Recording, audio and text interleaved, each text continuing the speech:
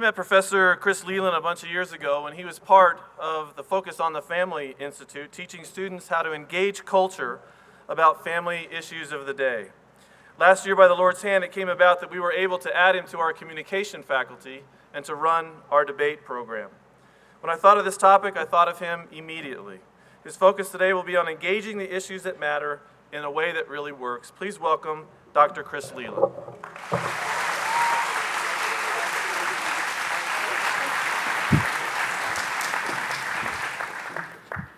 Thank you so much. I know that, let me tell you, there was one day this summer that in the morning, I was actually sitting in my basement with my oldest son and a group of his college-age friends. And they were all talking about, after their freshman year of college, what it meant for them to take their learning into the world. And they were at very different schools, very prestigious schools, and across the country, and in fact, across the globe in some ways. And there was this reticence, there was just this doubt in the conversation that they were going to, one, be able to serve their community in the world, and to take their knowledge and put it into practice. But the second part was that they were even skeptical that the world even wanted what they had to offer, whether they wanted to engage in the truth, whether they wanted to engage in serving other people. Later that same day, so that was the group of young people. Later that same day, I was over at my former boss's house, Dr. Jim Dobson, and a group of older conservative thinkers.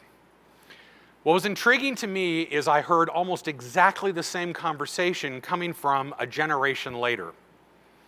A doubt that we could really even have an impact in this world, that we could take the truth of who Christ is in our lives and actually apply it in some place to serve the world, to help the world. And there were these assumptions that were underlying this idea. Now let me try and take a crack at the fact that after President Armstrong finished talking, there are some assumptions that are running through this group, especially if you are under the age of 25. Let me see if I get some of these right, because I want to address some of these assumptions because I think they are foundational to us understanding what it is that we're trying to get at for this 2 days of symposium. You had assignments. You were required to be here. You're required to listen. I'm praying that you understand that this 2 days is not about those assignments. This two days is about infusing something much more deeply in you. Something about the calling as a Christ follower to engage in the culture. Because I think this is the first assumption. For some reason, we believe the Christian's job is to personally evangelize only, and the public square should be just left to others. My aunt, bless her heart, when she heard in college that I was going to major in political science and communication, she couldn't get over herself enough to tell me how big a mistake that was. Why? Because she was sure that everything in Washington, D.C., and in fact anything political around the world, was, in her words, going to hell in a handbasket, and I was going to go with it. And so as I began to try and unpack for Aunt Helen, it's a noble calling. It really is. And in fact, I think, and I tried to make the biblical case I remember at that time, and she was an amazing biblical scholar, much more than I was, and it was an argument I wasn't going to win till even up to the day she died. The problem is, over the years, I've run into more and more people, especially as I had 10 years at a ministry called Focus on the Family, which caused me to get on airplanes and have the same conversation over and over and over again. Some of my students have heard me say this, but there were times where I would actually pray, God, I'm really tired. This is a long flight. Is there any way I could not have a conversation with someone? Oh, no.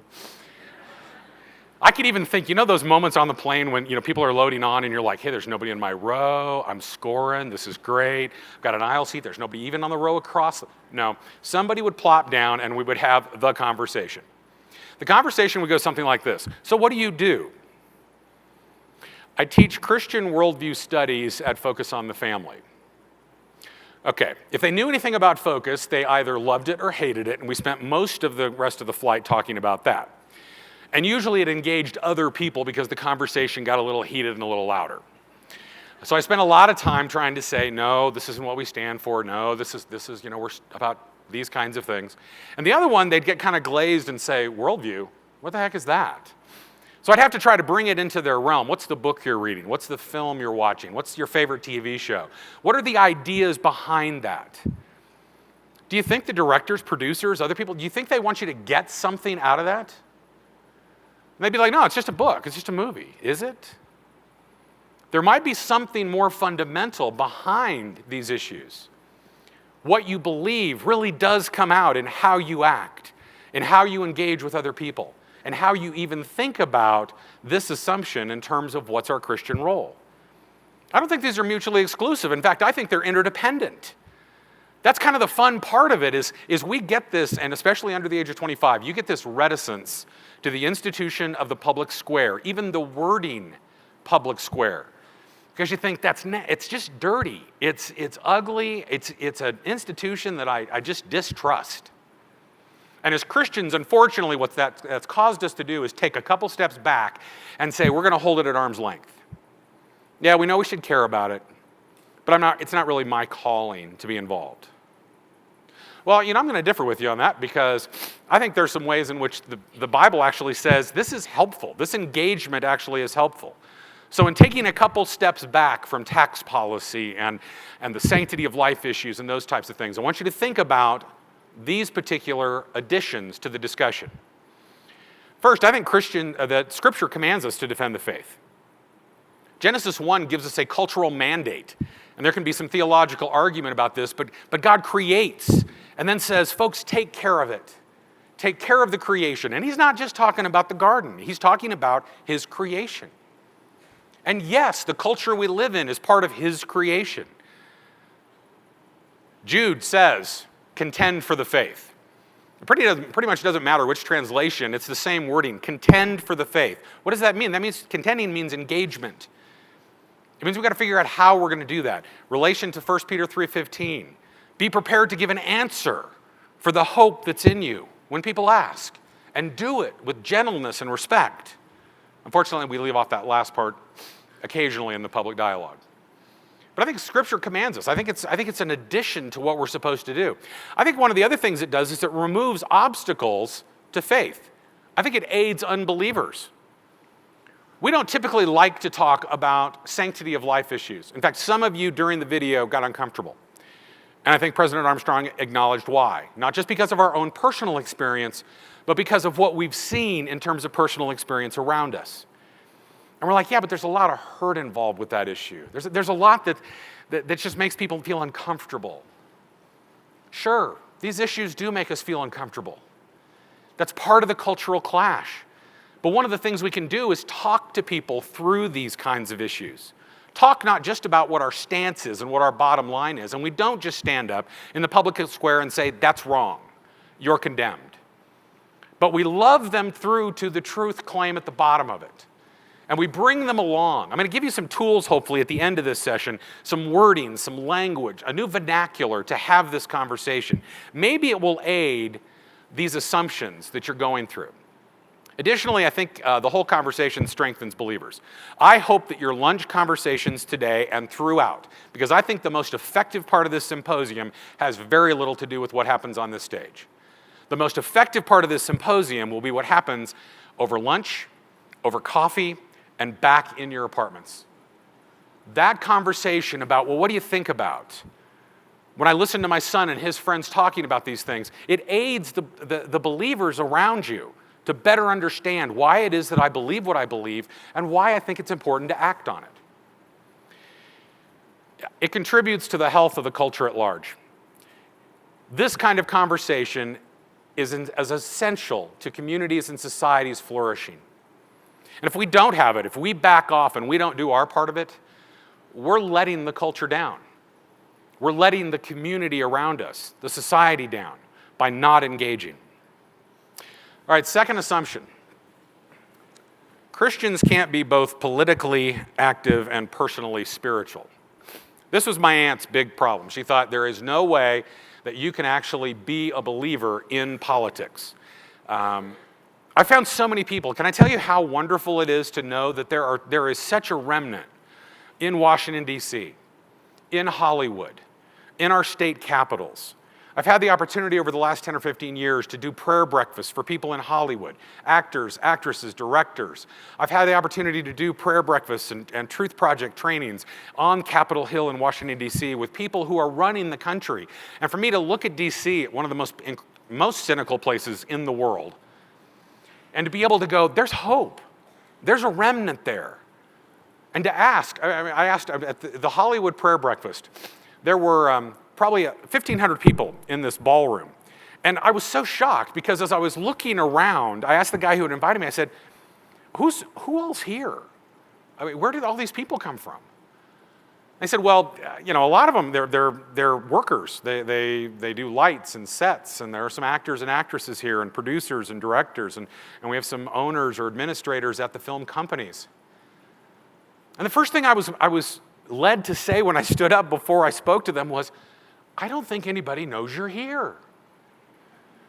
We want to pray for you. There's a remnant here speaking up in this part of the public square that we didn't even know about. And a lot of them are people who are putting their faith into action because of where they're called. As a communication professor, I typically will get people who get called into secular parts of the culture to do their trade. And I had one young man come up to me, and he had just been accepted into one of the best film graduate programs in the country. And he came up and he leaned in and like he had a secret for me, and he said, hey, Dr. Leland. I said, what? He said, I think I'm being called into doing secular film, and I got into Florida State's program. I said, why are we whispering? Oh, well, because Christians just don't do that, right? I'm like, man, if you're called, you better be obedient and go. Because God has a plan for how he's going to use you in that part of the public square. There is a link between who we are, the way God wired us, and what he wants us to do with our lives in terms of our engagement in our part of the public square.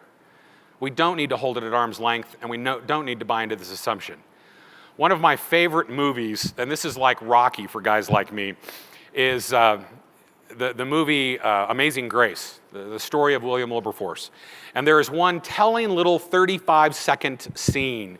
In it, what he says is he's being kind of set up, actually, by his best friend. And in it, he's sitting with some, we find out later, activists about the slave trade. And he sits there and he says, Thomas Clarkson says to him, we understand you're having problems figuring out whether to serve God or to serve politically. And this wonderful, delightful woman next to him at the dinner table says, may we humbly suggest you can do both. And I swear, I was in the theater watching this with a couple of my sons, and I wanted to stand up and go, yeah, they got it. And the best part is the look on his face is one of those where, you can do that? I mean, he was just very quizzical. And talk about a guy whose life unfolded in terms of linking these two things together. It is William Wilberforce. If you haven't read anything about Wilberforce, watch the movie. Read books about him. He is inspiring in terms of a person who is truly engaged in the public square. The final assumption is that Christ followers will be either tainted by the culture if they get into it, or seen as obnoxious if they engage in the cultural conversation about issues of the day. Yeah, part of this is right. Is there a chance we can get tainted if we dive into it? You bet. Is there a chance that people will see us as obnoxious? Yes. But that doesn't mean we're not called to engage. Let me tell you a couple of stories real quickly, one of which happened this past weekend. Returning to the speech and debate community, which I'd been away from for about 20 years, I am reconnecting with people that I used to be on the circuit with, coaches, who amazingly enough are still around. But I ran into one down at the U.S. Air Force Academy this weekend, and I hadn't seen Clark in years. And Clark had been at Arizona State University. I walked up to him. I said, it's good to connect with you. How are you? We shook hands. First thing he did was said, let me introduce you to my husband. That's right, my husband. All right, so I turn and I meet this young man, and then he asked the question, so what have you been doing for the last several years? There was a real quick internal dialogue that went through my head that I thought maybe the focus on the family conversation isn't the one to have right now. Well, I was working with some nonprofits in the Springs area, and we kind of left it at that for the time being. Not because I was afraid to engage in that issue, because I want to engage in that issue with Clark, find out where he's coming from. But that wasn't the time. The second one happened 4 years ago when I had a chance to do a public debate with Michael Newdow. He's the gentleman who wants to take under God out of the pledge and in God we trust off our money. Let me set up how this happened, actually. Our new director of communication at Focus on the Family and the director of communication for the Atheists and Freethinkers of Colorado were on treadmills next to each other at the YMCA one morning. They began to talk. Now, I find that sort of amazing because they were on the treadmill and they were able to talk, which is not something I can do. Breathing is usually pushing it. So they're having a conversation, and they begin to talk about how hey, we ought to really do some sort of event together. And they said, well, we got this Newdow guy coming in. Do you have anybody that would maybe want to do a public debate? And Lisa, of course, was like, oh yeah, I got the guy. Thinking of me, she came to me and said, would you be willing to do this? Well, one of the big problems was we didn't have a venue. So Focus on the Family said, hey, let's bring them here. We have this big auditorium. I was like, they're going to be kind of reticent for that one. But they agreed. And that night, when the debate occurred, half of that auditorium was full. As I walked to the podium with people in the middle section of the auditorium, and you know how you think about what does a hostile audience look like? This was the picture. Arms crossed, scowls on their face. I thought, boy, this is a prove it to me audience. And I remember thinking that night, and I had told Dr. Dobson earlier in the day, my job tonight is not to win the debate. God gave me skills. He developed argumentative skills in me where I could do that. I could stand up and go toe to toe and argue the case. But that wasn't the point. That kind of interaction had never occurred before. Those folks had never stepped foot in a ministry called Focus on the Family. There was nothing that they thought they had in common with me or anyone else. In the dinner beforehand, Dr. Newdow and I, and Dr. Newdow's not a dumb guy. He's got both a medical degree and a law degree. I believe misguided, but he's not stupid. But in the midst of this, there was this conversation between he and I about the fact that, it actually would be kind of fun not to do this official debate, but let's just go out and have pizza and maybe just talk about some of these issues. Because fundamental to a political, legal argument about taking under God out of the pledge were basic core beliefs that if we could get down to that level, would truly speak to the deeper issues of the day. Now, I want to tell you two quick stories politically because I want to transition these assumptions and I want to hopefully bury some of those assumptions a bit. Because I want to, in a political season, I want you to see how there are some key moments in our political season that are core to understanding the basic values of campaigns, of candidates, and beyond. The first one actually happened, I'll call it a moment in Nashville. Last presidential election, the town hall debate that occurred at Belmont University. And there was a moment in that debate that I thought was going to be the turning point of the election. A woman stood up in her mid-50s, and she directed the question at both candidates, and she said, "Why should I trust either one of you?" You could just see in the camera, the people that caught that they caught in the camera angle, you could just see their excitement with, yeah, this is a great question. This is wonderful. John McCain had first shot to answer the question, and he started down a road where I thought he was going to go after some character issues. And then all of a sudden, his sort of pre-debate training kicked in, and he went for the stock answer, and he turned it into a policy response. Barack Obama did exactly the same thing. And at that moment, the camera panned back to the woman who asked the question as she handed the microphone back to the moderator. And what was really interesting was everybody around her had this amazingly disappointed look on their face. Because all of a sudden, in a political campaign that was so nasty and messy, and nobody understood tax policy, President Armstrong, you could spend an hour on tax policy and I still wouldn't get it. I'd try, but I'm not sure I'd understand it. Because most of us don't. But we do understand the heart of people. We want to understand the core of who they are.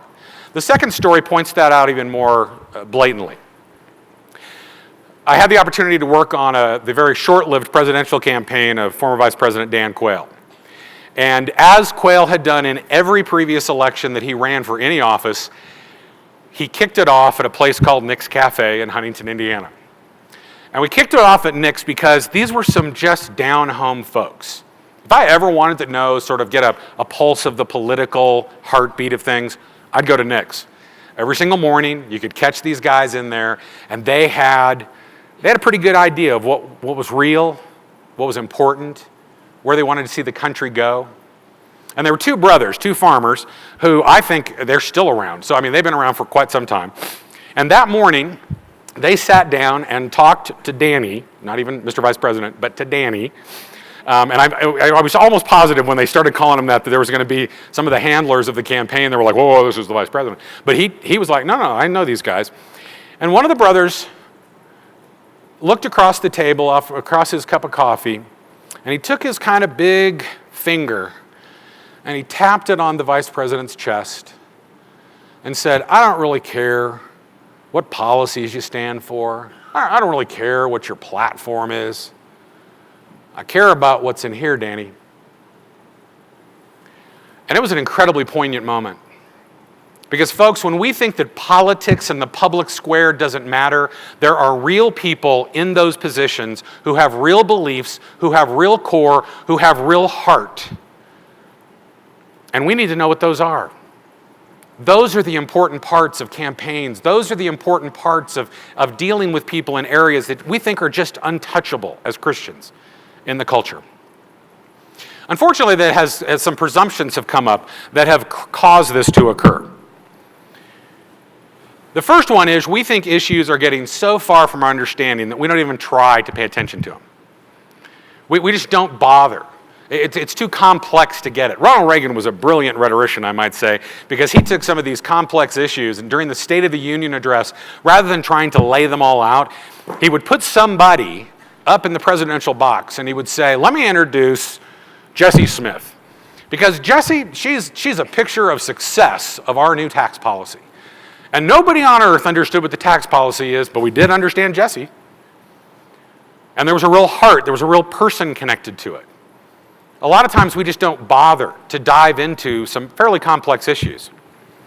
The second part, and this is the one that's more concerning to me, is campaigns especially and the public square in general has gotten very good at crafting image for us. We know that you will vote on image over issue 3-1. Doesn't matter whether you're an 18-year-old first-time voter from Littleton, Colorado, or you're a PhD in political science from Harvard. You will vote on image over issue, which means we are crafting an incredibly negative cycle of just going after people's images. It's so hard in this contemporary public square. You've got to work at it to understand what some of these ideas are, because the ideas become so negative. The people become so overhandled. As a political consultant myself and a speechwriter, I can tell you I've been on the inside of that, crafting the message, and then looking back going, what is it that I've just done? I didn't give anybody anything new to deal with. I gave them an image to be happy with. We've put the wrong type of scrutiny on candidates. We really need to be not just looking at the facts behind what they're saying, but the motivations behind why they're saying it.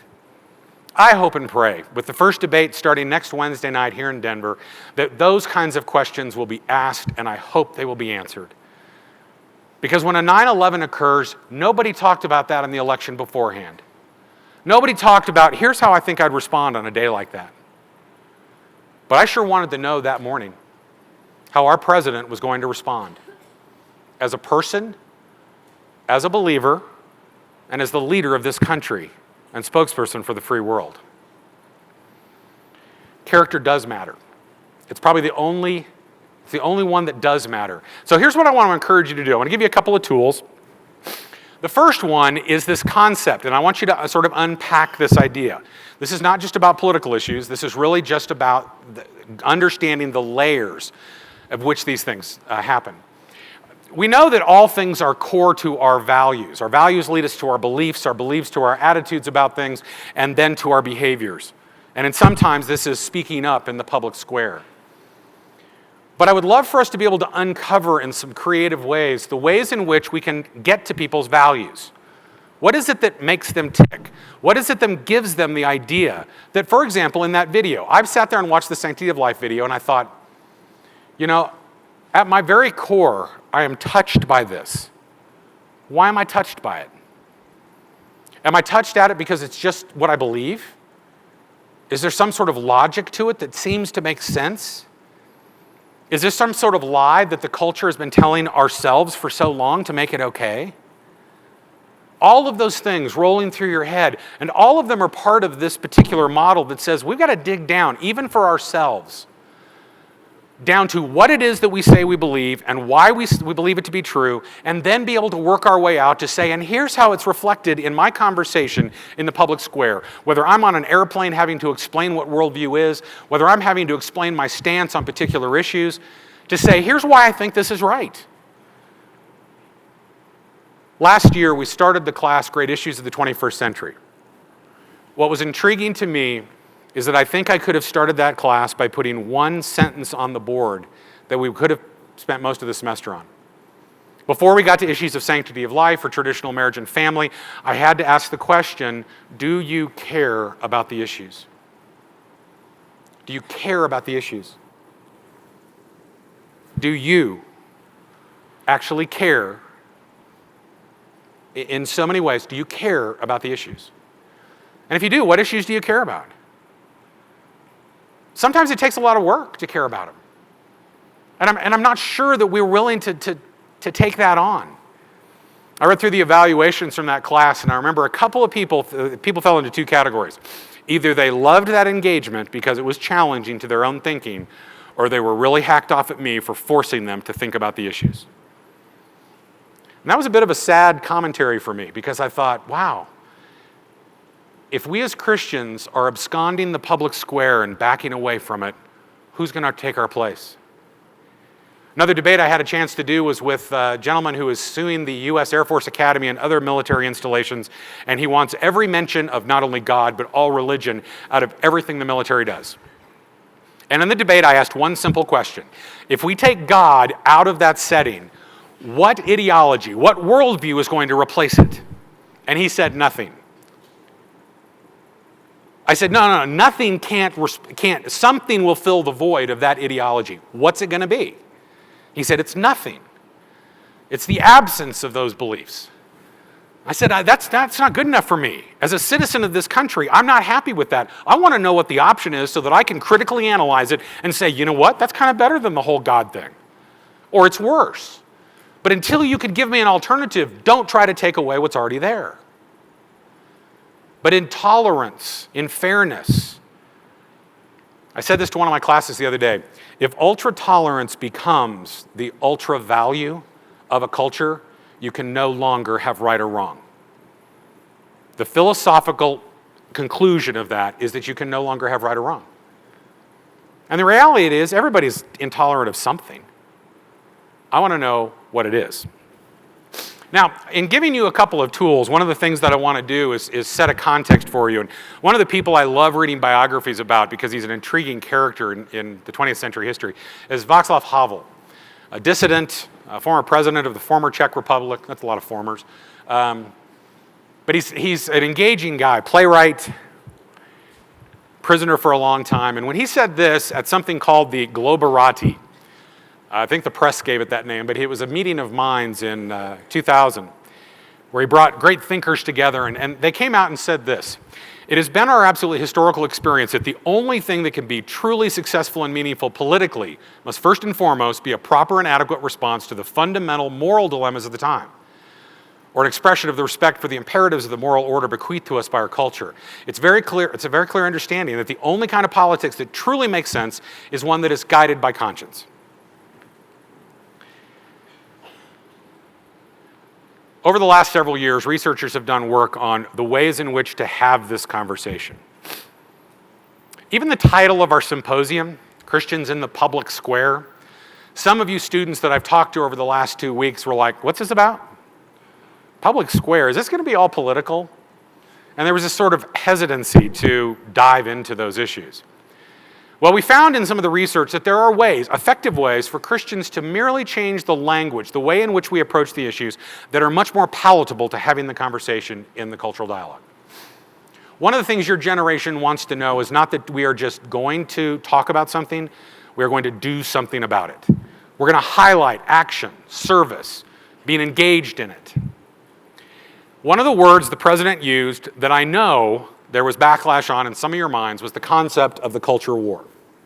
For a while, I used to apologize for using that term. I'm like, I'm sorry, that's kind of offensive. I really am. And then I thought, the reality is, this is a battle of ideas. This is a battle of worldviews.